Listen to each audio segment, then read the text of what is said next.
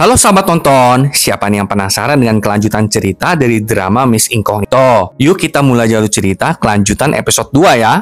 Setelah Ketuaga melamar Yongran, Ketuaga memberitahu Yongran rencana besarnya, yaitu supaya Yongran menjadi umpan bagi pelaku yang sebenarnya. Jadi ketika pelaku mengetahui Yongran adalah istri sah pemilik perusahaan Gasung, pelaku pasti akan mengusahakan untuk menghabisi Yongran. Nah, saat itulah Ketuaga bisa menangkap si pelaku. Kemudian dari ingatan Ketuaga, kita melihat sekilas hari saat istri Ketuaga dimakamkan. Ketika itu, Sunyong muda sangat marah kepada Ketuaga. Dari ucapan Sunyong, kita mengetahui kalau sepertinya Ketuaga bukanlah orang kaya, melainkan mendiang istrinya lah yang orang kaya. Tapi karena istrinya meninggal, perusahaan Gasung dan seluruh warisan jatuh kepada Ketuaga. Setelah mendengarkan semua penjelasan Ketuaga, awalnya Yongran menolak lamaran dan rencana Ketuaga. Yongran kembali ke kamarnya untuk mengemasi seluruh pakaiannya. Tapi pada saat yang sama, ibu Yongran menelepon untuk meminta uang kepada Yongran. Aduh, resek sumpah si ibu satu benalu ini ya. Hal ini tentu membuat Yongran putus asa setengah mati. Maka karena itu Yongran kembali ke ruangan Ketuaga. Dan tanpa babi bu, Yongran segera menerima lamaran dari Ketuaga. Keesokan paginya ketika Ketuaga hendak pergi, Chulsu tiba-tiba sakit perut yang tak tertahankan. Jadi Yongran menggantikan Chulsu menyetir. Sebagai informasi, Chulsu sakit perut karena sebelumnya Yongran sudah memasukkan obat pencahar ke dalam minumannya. Ternyata Ketuaga dan Yongran tidak pergi ke kantor, melainkan ke catatan sipil untuk mendaftarkan pernikahan mereka. Lidon juga ada di sana sebagai saksi bagi keduanya.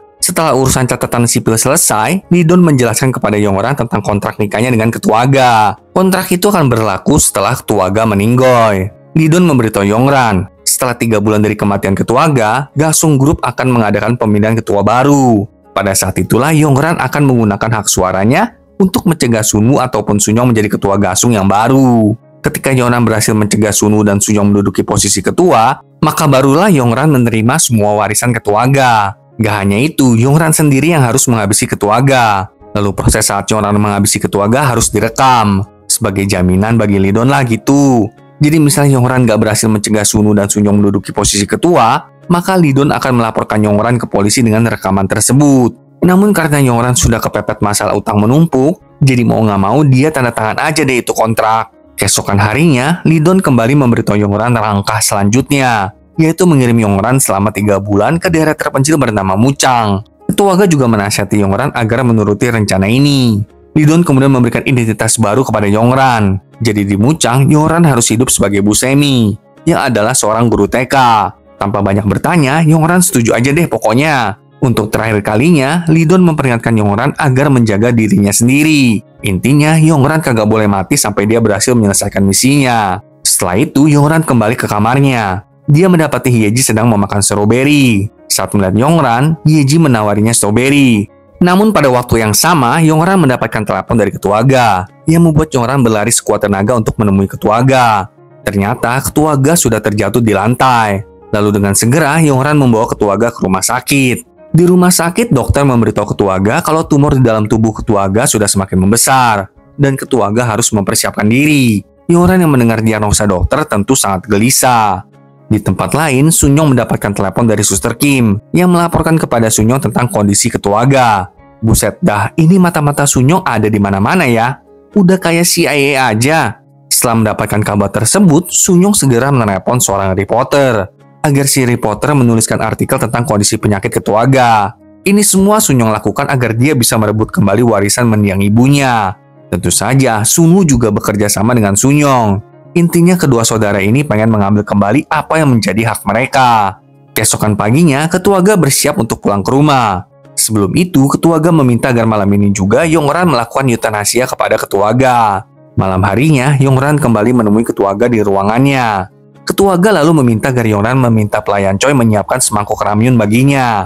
Ketuaga ingin memakan ramyun untuk terakhir kalinya. Secara Ketuaga yang telah menciptakan ramyun di perusahaan Gasung. Namun ketika Yongran hendak membawakan ramyun tersebut, suara tembakan terdengar. Tentu saja, hal ini membuat Yongran sangat terpukul dan terkejut. Dia segera berlari ke kamar Ketuaga dan melihat Ketuaga yang udah bundir setelah menembak kepalanya sendiri. Di tengah-tengah situasi yang mencekam, Yongran jadi bertanya-tanya, kenapa Ketuaga tiba-tiba mengubah rencananya? Kan harusnya Yongran yang menghabisi Ketuaga. Lidon menjawab, mungkin karena Ketuaga yakin kalau Yongran bisa berhasil melakukan misinya. Tapi tentu saja, berita menyedihkan ini menjadi berita menyenangkan bagi kedua saudara itu. Mereka berdua lega karena akhirnya Ketua Aga meninggal juga. Namun Lidon segera memberitahu mereka kalau ada perubahan dalam surat wasiat Ketua Aga. Dengan emosi yang meluap-luap, kedua saudara itu segera pergi ke rumah duka. Kedua saudara terkejut setelah melihat Yongran yang sudah ada di sana. Lidon lalu memberitahu kedua saudara kalau sebulan yang lalu Ketua Aga serta Yongran sudah mendaftarkan pernikahan mereka. Makin jengkel lah Sunyongkan, dia segera menghampiri Yongran dan mengejek serta merendahkannya. Namun Yongran tidak takut sedikit pun. Dia menghentikan tingkah kurang ajar Sunyong, sembari memperingatkannya kalau sekarang Yongran adalah ibu kedua saudara itu. Kemudian setelah itu Yongran kembali ke rumah Ketua Aga. Kali ini Chulsu, Hyeji, dan pelayan Choi menyambut kedatangan Yongran dan memanggilnya dengan panggilan Nyonya. Yongran kemudian masuk ke dalam kamar Ketua Aga. Dia menangis di sana meratapi kepergian Ketua Aga. Sementara di tempat lain, kedua saudara mengumpulkan tim pengacara mereka untuk membahas tentang warisan Ketua Aga. Intinya, mereka nggak terima kalau Yongran yang dapatin semua warisan itu. Sunwoo mengklaim kalau awalnya kan semua warisan ini milik ibu kandung mereka. Namun seorang pengacara memperingatkan mereka kalau jumlah harta yang dikumpulkan Ketua Aga setelah mendiang istri yang meninggal jumlahnya jauh lebih banyak. Karena nggak bisa apa-apa lagi, kedua saudara itu pun pergi. Malam itu, Hyeji mendatangi Yongran ke kamar Ketua Aga. Hyeji memberitahu Yongran kalau Chulsu dan pelayan Choi bekerja sama untuk mengunci Yongran agar Yongran nggak bisa hadir di pemakaman Ketua Aga. Ini semua tentu aja diperintahkan oleh Sunyong. Keesokan harinya, Yongran keluar dari kamarnya. Kemudian pelayan Choi memberikannya secangkir kopi panas. Sedangkan dari belakang, Chulsu sudah bersiap dengan tongkat golf untuk memukul Yongran. Namun Yongran segera menyiram pelayan Choi dengan kopi panas dan menaklukkan Chulsu. Lalu pergi melarikan diri dari rumah. Gagal total deh mereka. Untung aja Hyeji ada di pihak Yongran. Sedangkan di tempat pemakaman, anak buah Sunyong melaporkan ke Sunyong kalau pelayan Choi gagal. Dan anak buah Sunyong yang akan melacak keberadaan Yongran. Sementara Yongran, dia tengah dalam pelariannya. Saat itu, Lidon menelepon Yongran dan menanyakan kenapa Yongran gak hadir di acara pemakaman. Yongran menjawab kalau mereka harus mengganti rencana. Sekarang, Yongran tiba di bandara disusul oleh para anak buah Sunyong yang kalang kabut mencari Yongran. Untungnya, Yongran berhasil melarikan diri. Dia sekarang berada di dalam bus menuju Muncang. Di dalam bus, Yongran teringat akan pesan Lidon yang meminta agar Yongran jangan sampai terlibat asmara apapun dengan pria selama di Muncang. Karena Lidon takut kalau misi mereka akan gagal. Yongran berjanji kalau dia tidak akan terlibat romansa apapun dengan siapapun. Tapi namanya hidup kan selalu tidak sesuai pesanan ya. Setibanya Yongran di Muncang, seorang pria menjemput Yongran.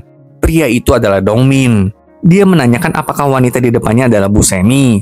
Yongran lalu dengan mantap mengatakan kalau benar dirinya adalah Bu Semi. Apakah kedua saudara serakah itu akan berhasil melacak keberadaan Yongran? Mari saksikan kelanjutan drama ini ya sahabat nonton. Sampai jumpa.